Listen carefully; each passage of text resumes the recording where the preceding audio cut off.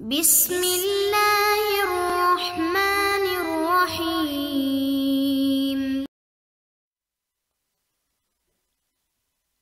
اعوذ باللہ من الشیطان اللعین الرجیم۔ بسم اللہ الرحمن الرحیم۔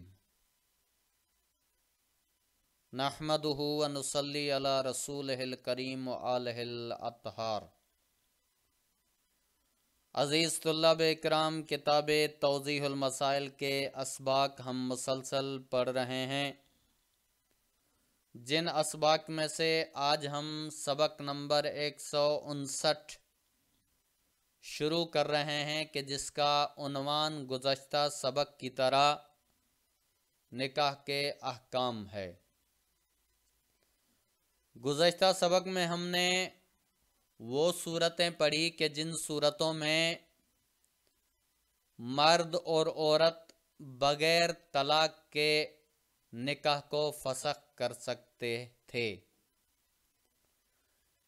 اسی کے حوالے سے اور کچھ مسائل ہم پڑھیں گے، تو آئیے شروع کرتے ہیں۔ مسئلہ نمبر 2347۔ اگر عورت اس بنا پر نکاح ختم کر دے کہ اس کا شوہر نامرد ہے، تو ضروری ہے کہ شوہر اسے آدھا مہر دے۔ لیکن اگر ان دوسرے نقائص میں سے جن کا ذکر اوپر کیا گیا ہے کسی ایک کی بنا پر مرد یا عورت نکاح ختم کر دیں، تو اگر مرد نے عورت کے ساتھ جمع نہ کیا ہو تو وہ کسی چیز کا ذمہ دار نہیں ہے، اور اگر جمع کیا ہو تو ضروری ہے کہ پورا مہر دے۔ کہتے ہیں کہ اگر عورت اس وجہ سے نکاح ختم کرے کہ مثلاً اس کا شوہر جو ہے وہ نامرد ہے، تو کیا اس صورت میں مہر اس عورت کا ہوگا کہ نہیں ہوگا؟ کہتے ہیں کہ اس صورت میں عورت آدھا مہر لے گی اور آدھا مہر اسے نہیں دیا جائے گا۔ لیکن اگر اس کے علاوہ وہ دوسرے کام، وہ دوسری چیزیں جو ہم پہلے والے سبق میں بیان کر کے آئے، وہ نقائص، وہ عیب جو پہلے والے سبق میں ہم نے بیان کیے، اگر ان کی وجہ سے نکاح کو ختم کرنا چاہے مرد یا عورت دونوں میں سے کوئی بھی، تو اس صورت میں دو صورتیں بنتی ہیں۔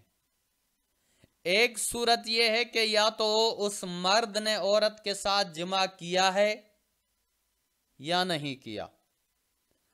اگر جمع نہیں کیا تو اس صورت میں اس کے ذمے کوئی چیز نہیں ہے، یعنی عورت کو مہر نہیں دیا جائے گا، کچھ بھی نہیں دیا جائے گا۔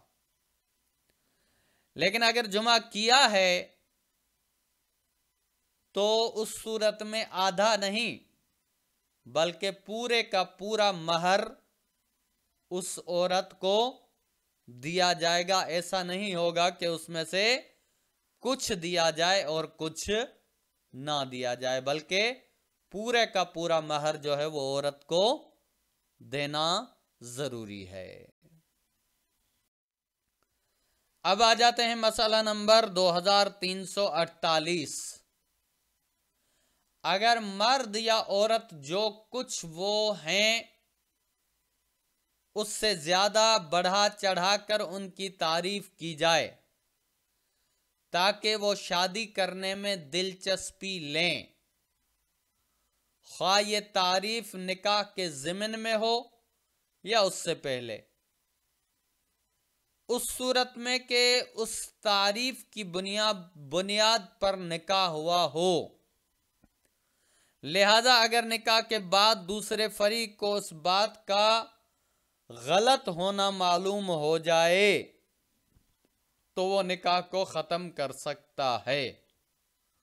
और इस मसले की तफसीली अहकाम मिनहाजुस सालिहीन में बयान हुए हैं। कह देंगे मसलन मर्द या औरत,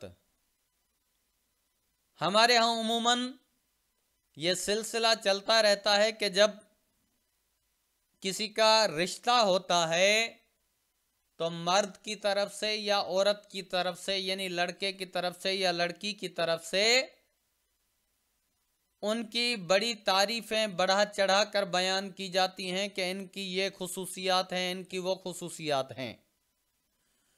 जिन खुसूसियात को और जिन सिफात को सुनकर सामने वाला जो है वो रिश्ता तय कर लेता है।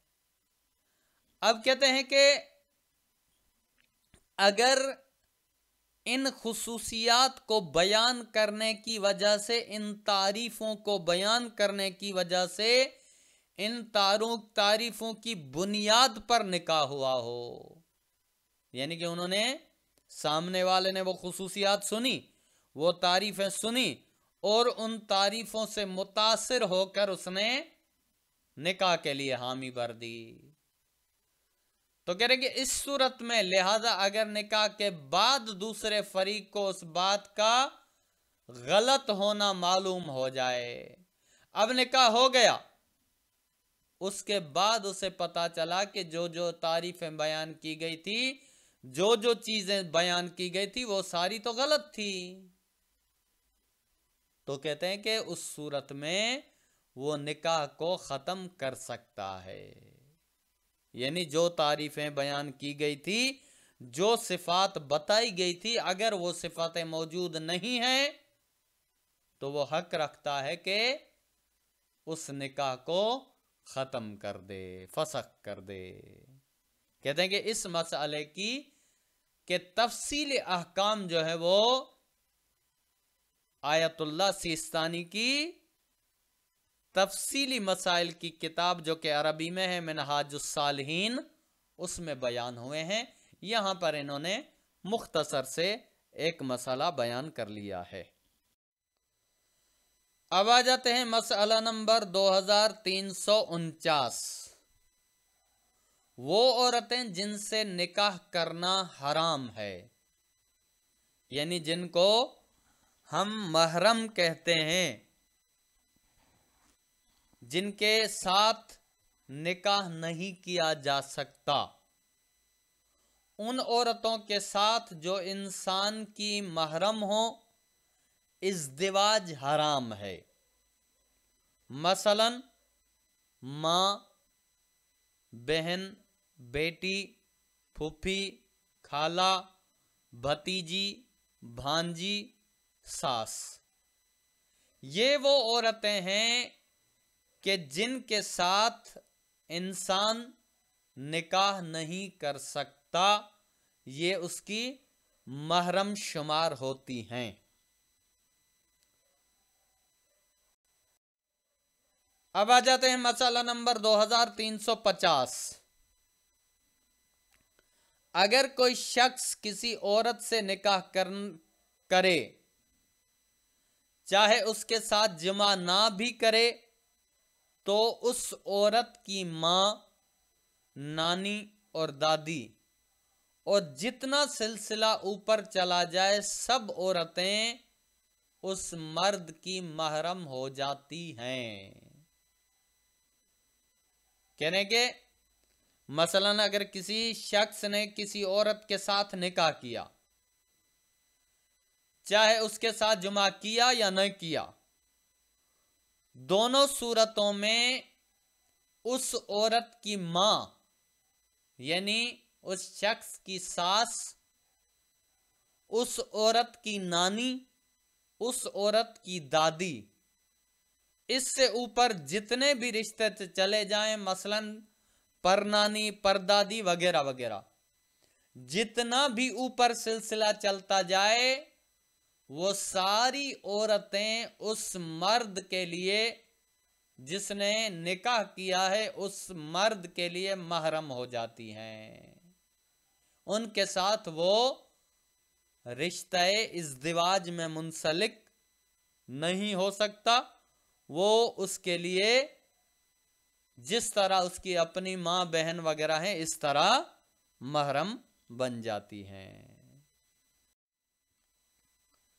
मसला नंबर 2351, अगर कोई शख्स किसी औरत से निकाह करे और उसके साथ हम बिस्तरी करे तो फिर उस औरत की लड़की, नवासी, पोती और जितना सिलसिला नीचे चला जाए सब औरतें उस मर्द की महरम हो जाती हैं, खा वो अक्द के वक्त मौजूद हों या बाद में पैदा हों। कहने के पहले वाले मसले के बिल्कुल उलट। पहले वाले मसले में यह था कि जिस शख्स ने निकाह किया है, जिस औरत के साथ निकाह किया है, उसकी माँ और उससे ऊपर जितने भी रिश्ते हो जाते हैं वो सारे उसके लिए महरम बन जाते हैं। अब इसका उलट ये है कि जिस औरत के साथ उसने निकाह किया है उसकी बेटी और उसके नीचे जितना भी सिलसिला चला जाए, नवासी, पोती वगैरह वगैरह जितना भी सिलसिला चलता जाए नीचे, वो सारी औरतें उस मर्द के लिए महरम हो जाती हैं। अब यहां पर एक चीज आखिर में अलग से बयान की है, वो ये है कि ख्वाह वो अक्द के वक्त मौजूद हो या बाद में पैदा हो। यानी मसलन उस औरत की लड़की, उस औरत की कोई बेटी निकाह के वक्त पहले से मौजूद थी, वो उसके साथ भी निकाह नहीं कर सकता, और अगर वो बाद में पैदा हुई है उसके साथ भी निकाह नहीं कर सकता। इसी तरह उसकी नवासी, पोती वगैरह अगर उस वक्त मौजूद हो तब भी और बाद में पैदा हो तब भी उनके साथ अक्द नहीं कर सकता, वो उसकी महरम हैं। अब आ जाते हैं मसला नंबर 2352।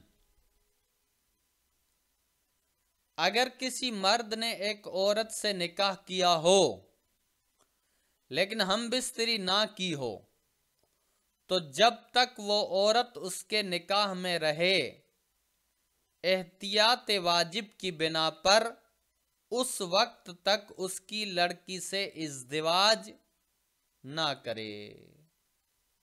यानी अगर किसी मर्द ने औरत से निकाह किया लेकिन उसके साथ हम बिस्तरी नहीं की, तो अगर